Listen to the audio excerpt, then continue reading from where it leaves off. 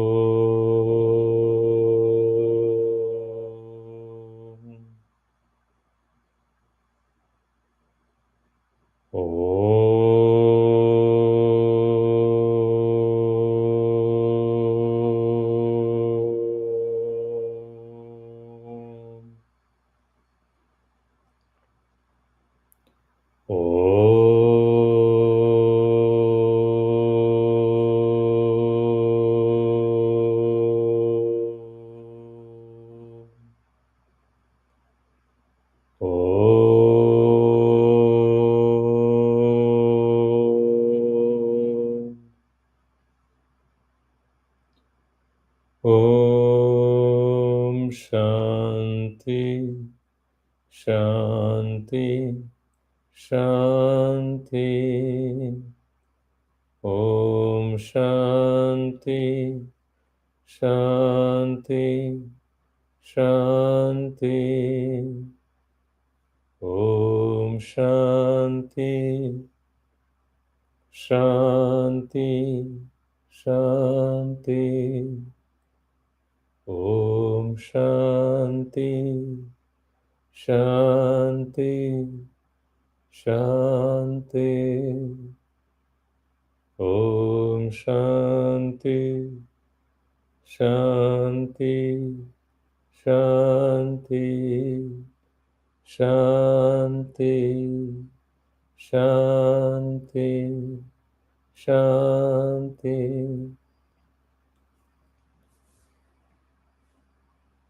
Anandoham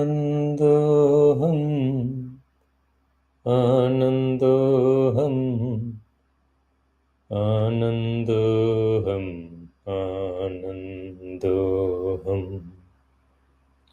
Anandoham Anandoham Anandoham Anandoham Anandoham Anandoham Anandoham Anandoham. Om Namo Bhagavate Vasudevaya.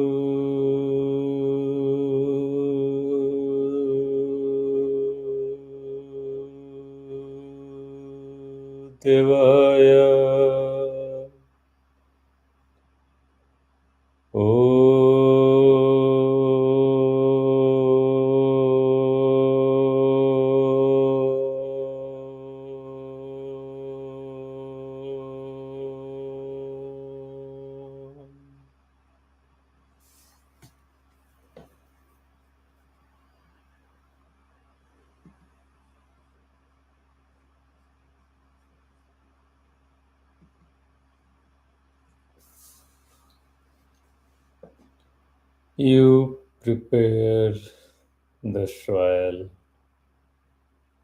you plant the seeds, you water them, you protect them when they are young, when they are little, and then they grow. Then the flowers come, fruits come, the roots become strong, and the plant becomes self sufficient, independent. You do not force the flower, you do not force the fruit, you do not make the flower come. You do not make the fruits come. You focus on preparing the soil, planting the seeds, watering, giving it enough sunlight, and protecting it when it is young. Grace is like that. Peace is like that. Meditation is like that. Shanti is like that. Ananda is like that. Uncaused, effortless, natural happiness is like that. You prepare yourself,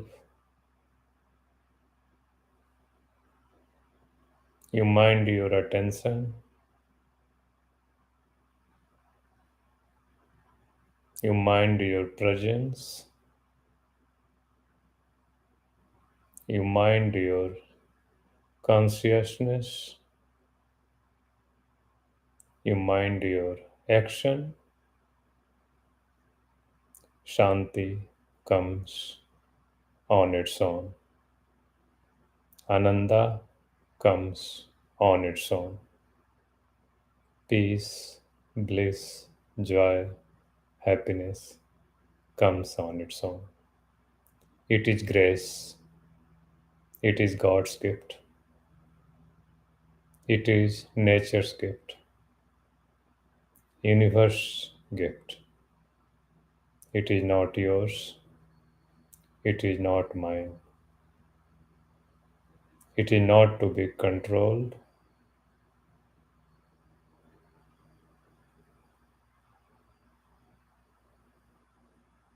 Only the right soil, right conditions need to be prepared. And it comes on its own. Once it is here, it is important that we devote our attention, our presence to it.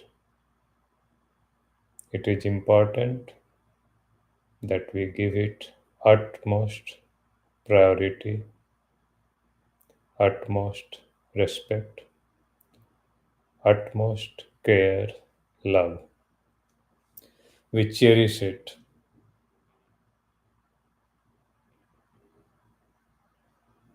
We do it by being present,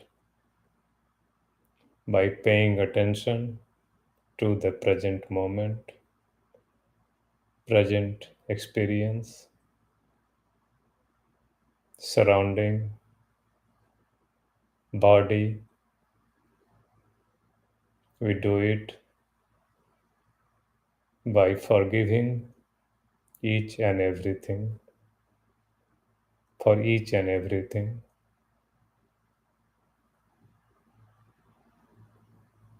We do it by being present right now and taking responsibility for our thoughts, our feelings, emotions, actions right now, only for this moment. We do it by being conscious, being present, being aware of whatever we are doing right now. And by doing it with full attention, full focus. So now the teaching number 4. God is good. God is all.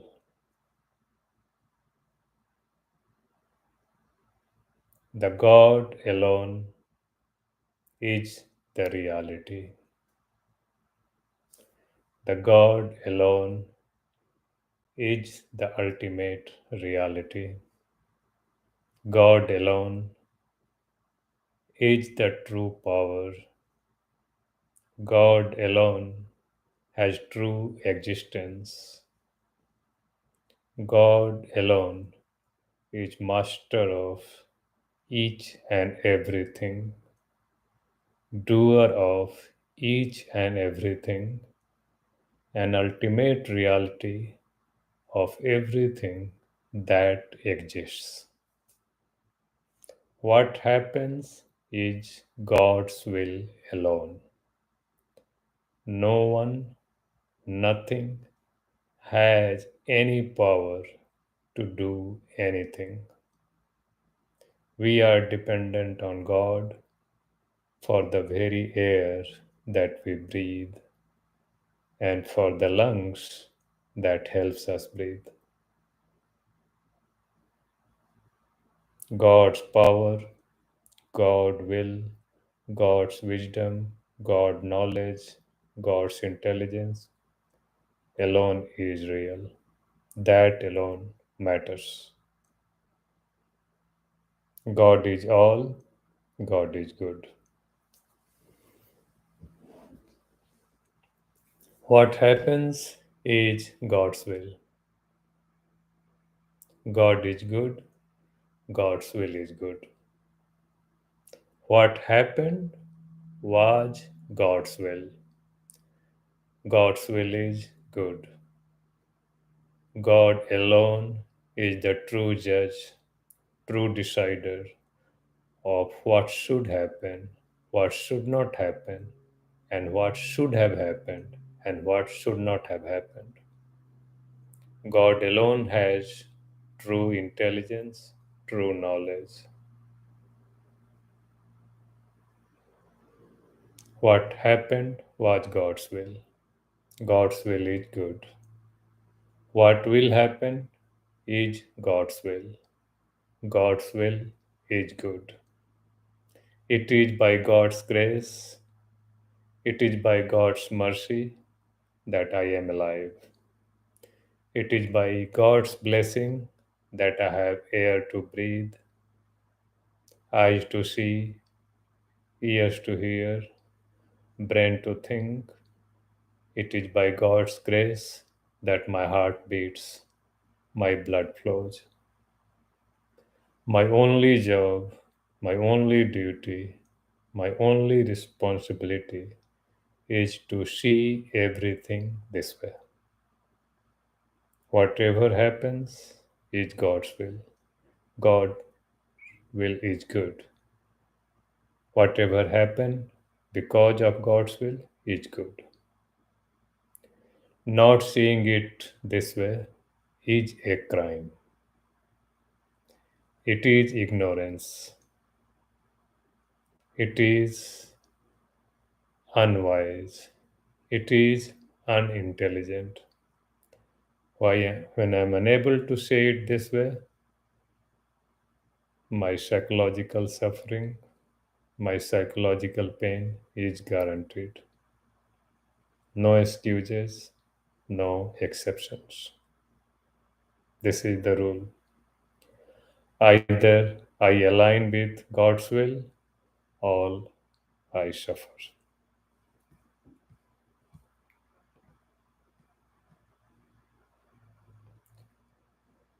Arguing with reality, arguing with what happens, is an unforgivable, ignorant crime with almost immediate guaranteed psychological pain and suffering.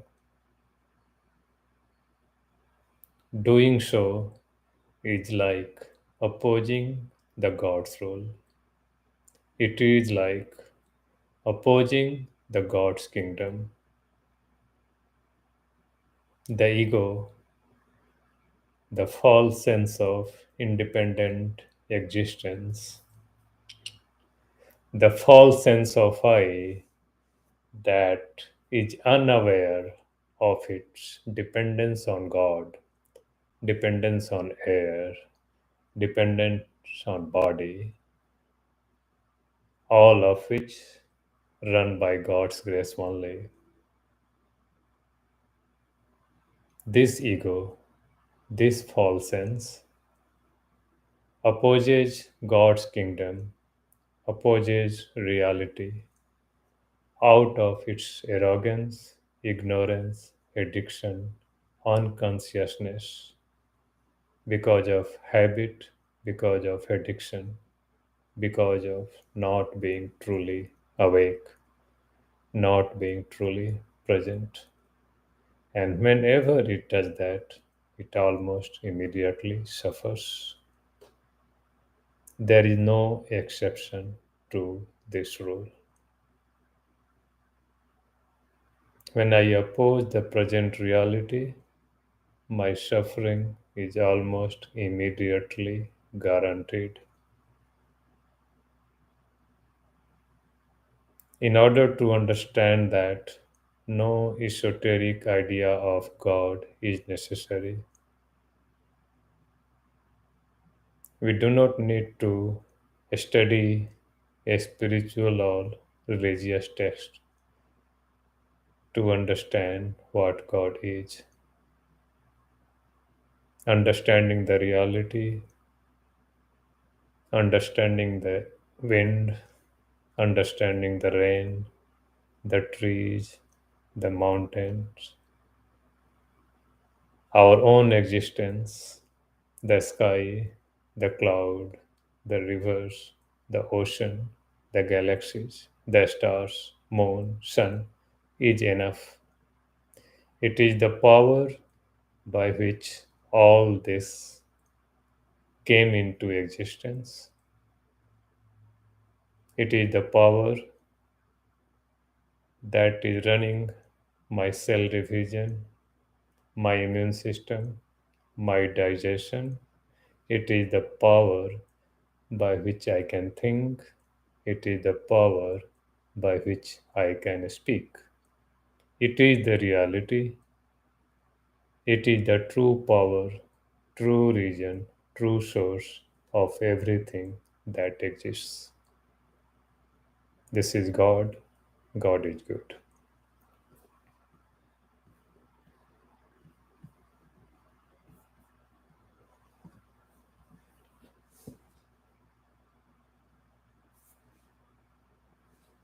Whatever exists, in whatever form it exists, is God alone, the ultimate reality alone.